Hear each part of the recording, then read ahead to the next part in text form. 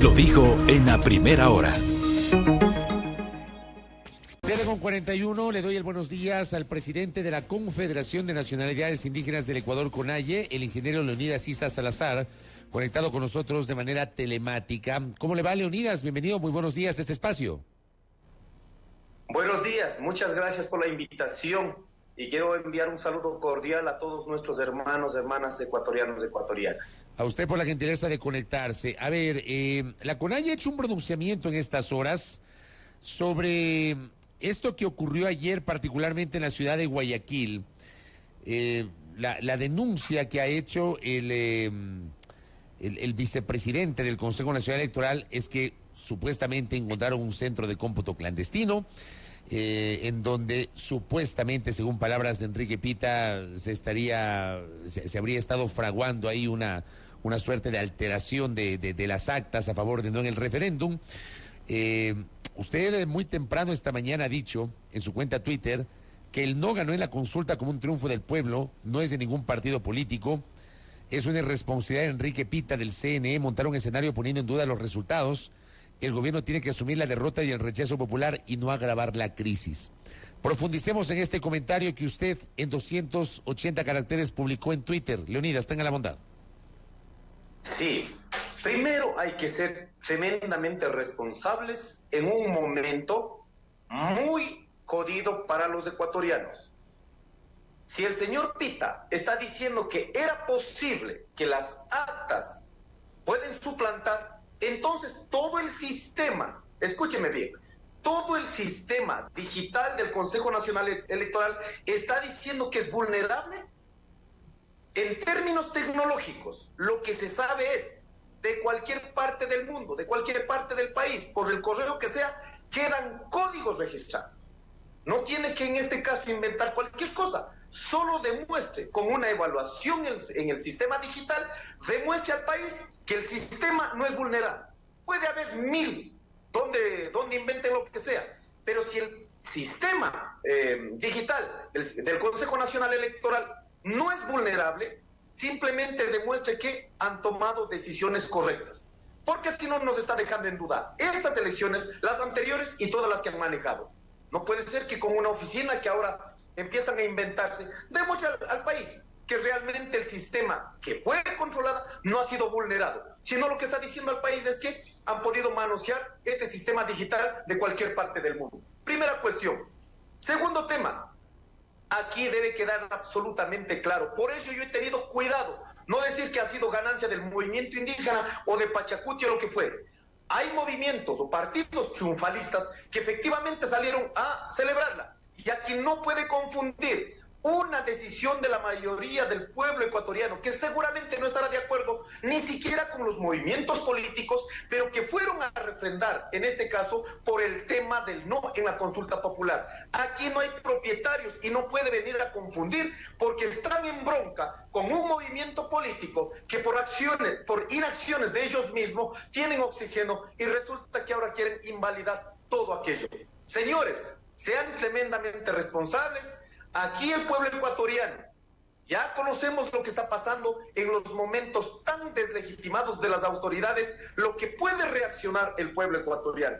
Y aquí también he escuchado a un ministro donde dice, en la provincia de Cotopaxi casi nos ha ganado. Oiga, deberían analizar, en todo el país, entre 40 y 45% hay de ausentismo nulo y en blanco. ¿Eso qué significa? Un sistema democrático, las últimas elecciones tremendamente cuestionadas. Solo revise en la provincia de Cotopaxi lo que realmente supondría la decisión de la mayoría del pueblo ecuatoriano. Con el 70% del no se ha ganado en las elecciones.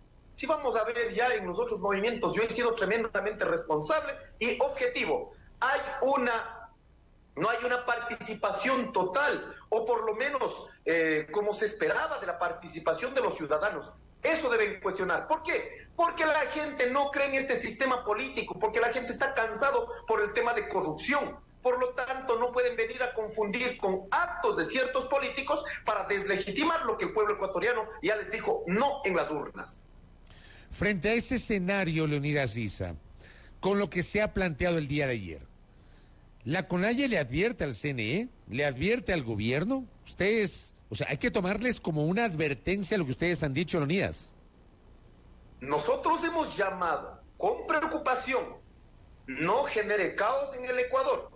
Llamamos que puedan actuar con absoluta responsabilidad a las autoridades del Consejo Nacional Electoral, y el gobierno nacional lo único que tiene que aceptar es mirar qué está haciendo mal en el gobierno, y por lo tanto perdió las elecciones en la consulta popular.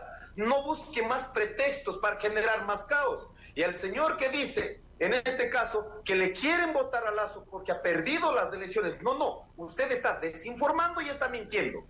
Hay un proceso, en pleno proceso electoral, ustedes sacan, ¿no es cierto?, antecedentes que se convirtió en un caso del gran padrino. Aquí lo que está en juego en la Asamblea Nacional no es porque hayan perdido las elecciones, es por actos de corrupción. Su gobierno está manchado por actos de corrupción. No venga a confundir a la ciudadanía.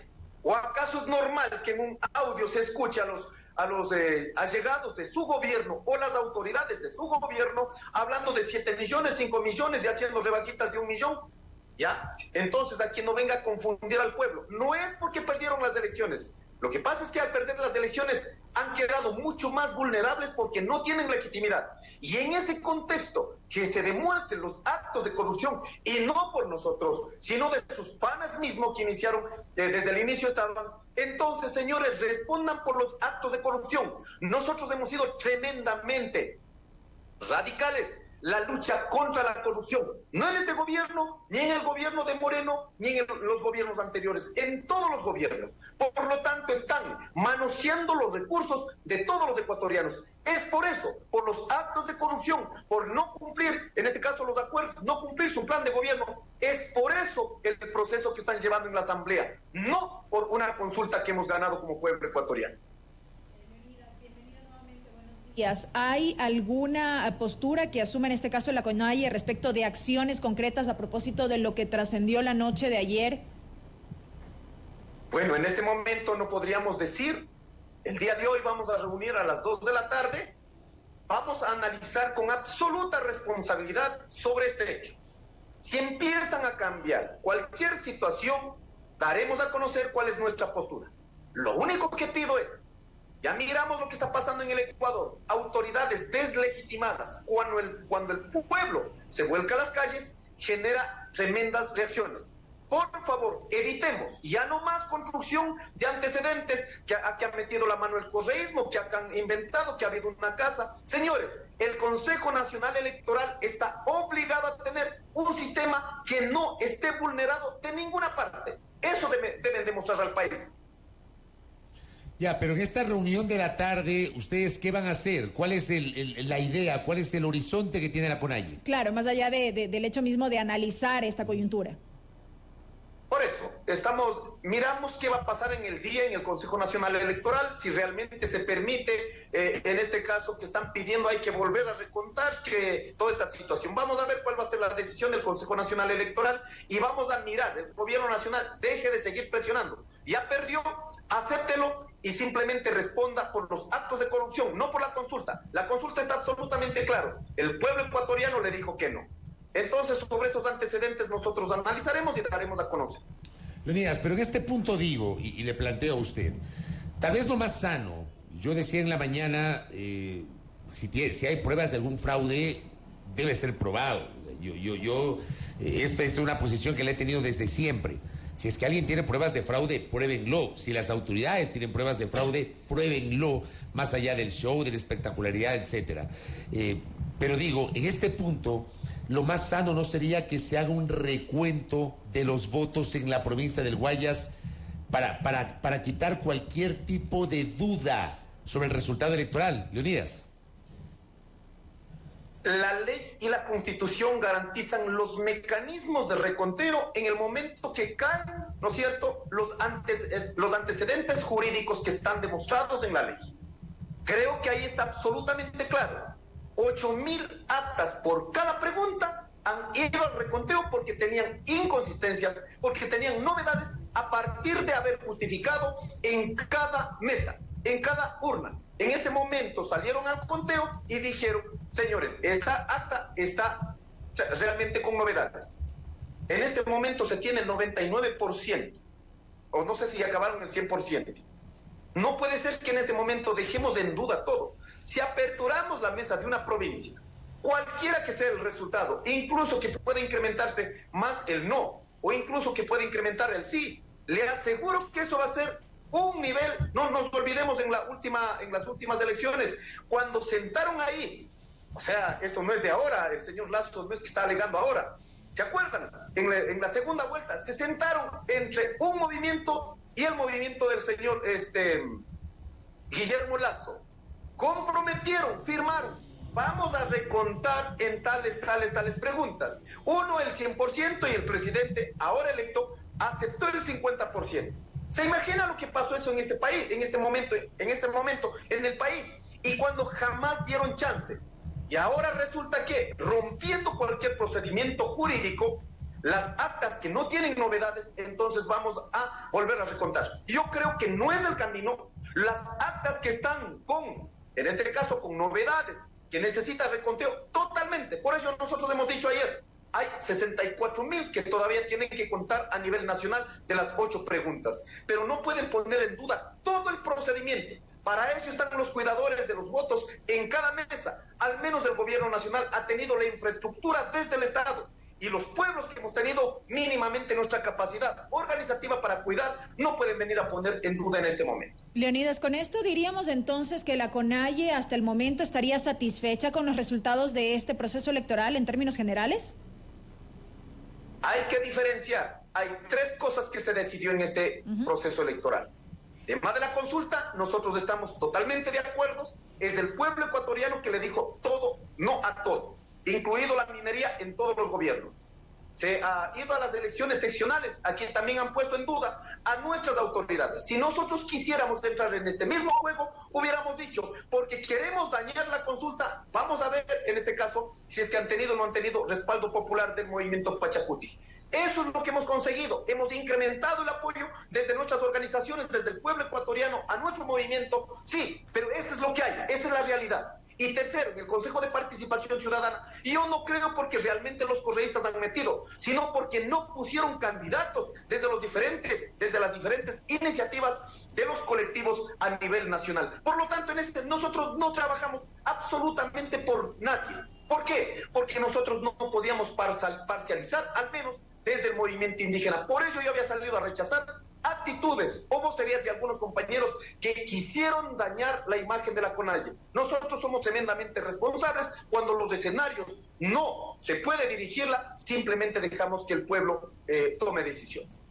Leonidas, más allá de este escenario post-referéndum y post-elecciones, ¿ustedes tenían pendiente una asamblea o una reunión de la organización indígena de los pueblos y nacionalidades? ¿Va a ser el 18 de febrero como me parece había sido anunciado inicialmente? Así es, hemos tomado una decisión.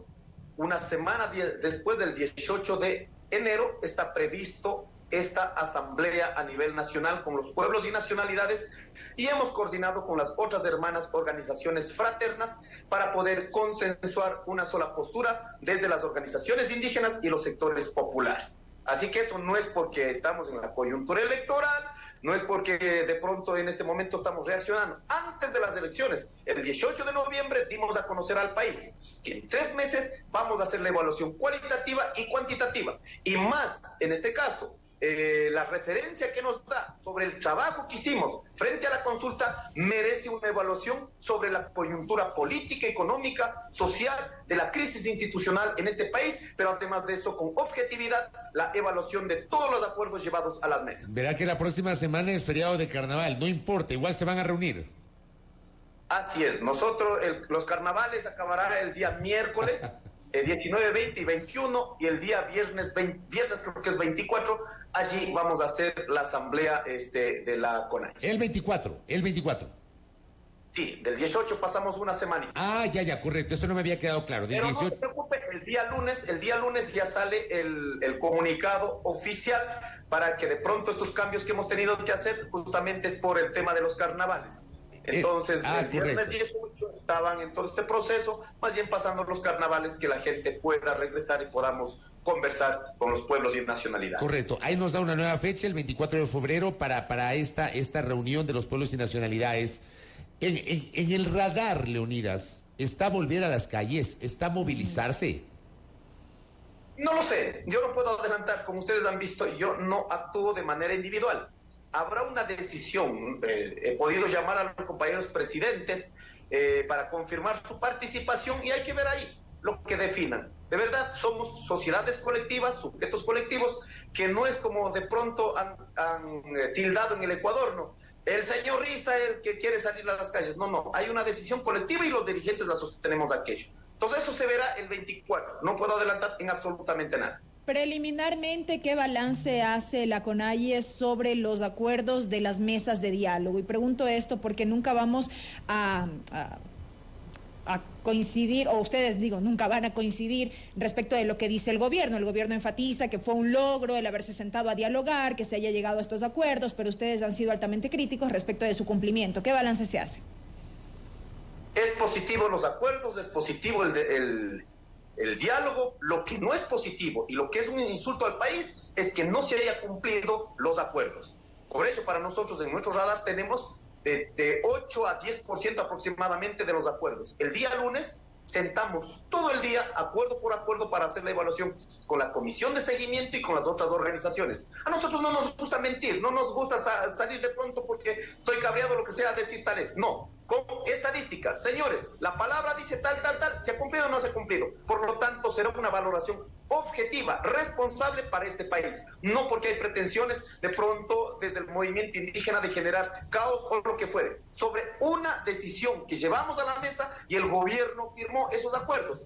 Eso es tremendamente saludable. Hubiéramos visto que esto hubiera sido un ejemplo para el mundo, pero no. Esto sirvió para llevar a un libro, para una estrategia de comunicación y decir que el movimiento indígena ha beneficiado de esos acuerdos. En eso estamos totalmente en contra. Leonidas Issa, ustedes instrumentaron los acuerdos y los diálogos con Francisco Jiménez como ministro de Gobierno. Ayer Francisco Jiménez renunció, fue reemplazado por Henry Cucalón Camacho. ¿Ustedes podrían sentarse a hablar con el ministro Cucalón?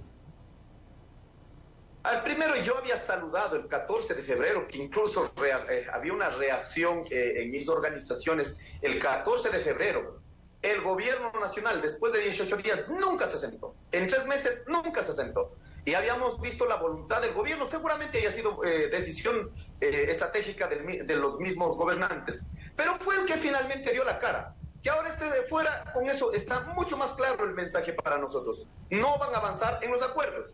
En este momento no necesitamos sentar con ningún ministro, ni siquiera con el presidente de la República. Lo único que se necesita es lo que está firmado, deben llevar a ejecutar en cada una de las dependencias. No tenemos que hacer nada más. Por eso hay una mesa de seguimiento que el día lunes evaluaremos cuál es el porcentaje de cumplimiento y sobre eso, si el gobierno continúa con esas mesas de seguimiento, de nuestra parte ya hemos dicho, tomamos una decisión al cerrar el 18 de febrero, vamos a la asamblea del 24 y allí saldrá la resolución general frente a eso. Entonces, eso querría decir que también ustedes mantienen esa posición de distancia respecto del llamado público que hizo el presidente Lasso el pasado lunes a construir un gran acuerdo nacional. Nosotros hemos sido enfáticos. No volvemos a sentar con el gobierno nacional. Después de sentar 2 veces, el 26 de octubre, sí, cuando se cerró esta pequeña movilización que hicimos, como llamando la atención, se fue a Glasgow, nos insultó, hizo una rueda de prensa, dijo que Issa debe estar en la cárcel con los huesos, en una situación así. Sin embargo, demostrando este país que tenemos espíritu democrático, el 10 de noviembre volvimos nuevamente a sentar. Salió, nos dijo que nos han pagado el narcotráfico, nos han insultado todos los días. ¿Se puede imaginar que hemos sido tremendamente tolerantes? Y ahora vamos a las mesas. Dialogamos 3 meses, hay acuerdos, no cumplen y ahora dice, otra vez llamo. No se puede creer en la palabra del presidente de la República. La personalidad del presidente de la República, la conducta política del gobierno nacional, ahora ha instalado a partir de la mentira. Con esa gente no se puede hablar. simplemente no se puede hablar, porque para nosotros la palabra es sagrada y está confirmada en el acuerdo, los documentos de acuerdo. No se puede hablar porque no puede sostener ni su palabra, y las mentiras han vuelto una conducta de gobernabilidad del gobierno nacional. A esa no regresamos. Ahora estamos hablando de estas mesas de seguimiento, que hay que dar una salida como corresponde a partir de la fecha que habíamos establecido desde el 18 de noviembre. Aunque usted nos dice que el lunes va a haber esta primera reunión de análisis previo a esta gran asamblea del 24 de febrero, ¿usted en lo personal mantiene la misma postura, por ejemplo, respecto de los temas del manejo de los recursos naturales, petroleros y mineros, Leonidas? Absolutamente. No ha habido, aquí de pronto el petróleo ha dado desarrollo al país, pero lo que nunca han demostrado este país, que por lo menos han pagado los pasivos ambientales. Bueno, no han pagado, por lo menos hubieran tenido un plan de mitigación frente a esos efectos y a los pasivos ambientales que han quedado para toda la vida. Nuestra gente está muriendo con cáncer, nuestra gente está muriendo con diabetes, han destruido el sistema cultural de los pueblos y nacionalidades. Ahora tenemos una economía dependiente del petróleo. Miremos lo que está pasando ahora mismo en la movilización de los compañeros de los hermanos Guaorani y también los compañeros Siecopay. No es posible simplemente avanzar con aquello. Ahora en la minería, señores, hay opciones económicas a nivel mundial. Los países que más han contaminado en la COP27 dispusieron 100 mil millones de dólares. ¿Para qué? No para seguir sacando oro, cobre, otros minerales, sino para cómo garantizar en zonas a nivel mundial donde aún se tienen garantizado la ecología, el medio ambiente, cómo garantizar con proyectos que generen estabilidad económica y hacer una economía sustentable. En lugar de andar buscando minería en todo lado, lo que deberíamos haber hecho es esos recursos trasladar a otras formas de economía. Y si es posible, el Ecuador puede dar un salto cualitativo en ese sentido. El país tan pequeño no aguanta la minería a gran escala, no aguanta. Desaparecen el agua, desaparecen la vida, desaparecen los páramos, y eso no afecta solo a nuestros pueblos, afectan a los territorios como zonas de producción de los mestizos, de los blancos, de este 70% que damos de comer al país. Usted habla de la minería a gran escala, incluso de aquella que está regularizada, por ejemplo en Zamora Chinchipe hay dos proyectos grandes, Fruta del Norte y Mirador, y ellos insisten en que esa minería bien lograda puede minimizar el impacto ambiental. Y ahí le pregunto, el cuestionamiento no debería ser del movimiento indígena a la minería ilegal, más que a la minería legal y formal, Leonidas. En términos de efectos ambientales, la minería legal y la minería ilegal hacen exactamente lo mismo. Yo soy ingeniero ambiental, yo demostré al país y al mundo, y mi tesis está en la Universidad Técnica de Cotopaxi, sobre el comportamiento de las acciones antropogénicas durante 50 años de la agricultura, solo de la agricultura, cómo desaparecieron los conductos de infiltración en los 50 años, por eso hay una desaparición del agua en todo el territorio nacional y una desertificación en toda la cordillera. Lo he demostrado técnica y científicamente.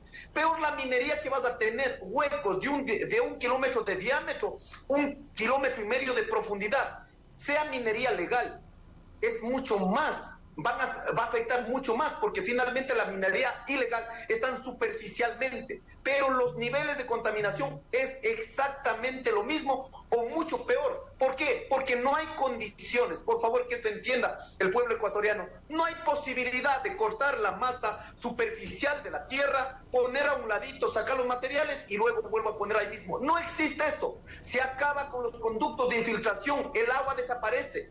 Se corta el ciclo hidrológico natural. No es posible.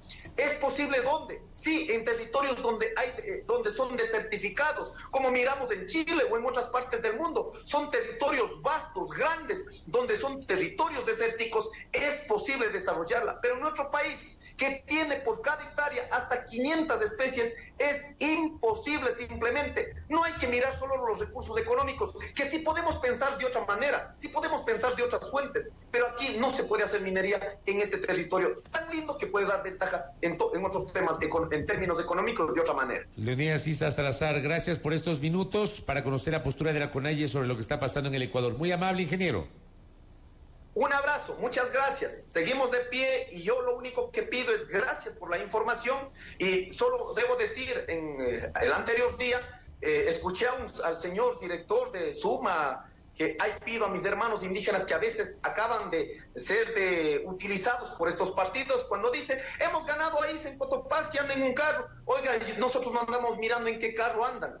No andamos mirando, nosotros andamos con posturas claras, haciendo política. Si quieren seguir haciendo política del chisme, entonces Suma sigue sosteniendo estas formas de hacer política. Estoy en desacuerdo que sigan minimizando, estigmatizando al movimiento indígena. O sea, en este tiempo el movimiento indígena tiene que andar en caballito, en burrito. Dejen, en este caso, de seguir acusando al movimiento indígena. Este fue un proceso tremendamente legítimo, democrático, aunque con un voto se ha ganado y eso tiene que ser respetado. Un abrazo a todos y todas, muchas gracias. Gracias por su tiempo, muy amable. Al ingeniero Leonidas Issa Salazar, presidente de la Confederación de Nacionalidades Indígenas del Ecuador, CONAIE, aquí en A Primera Hora.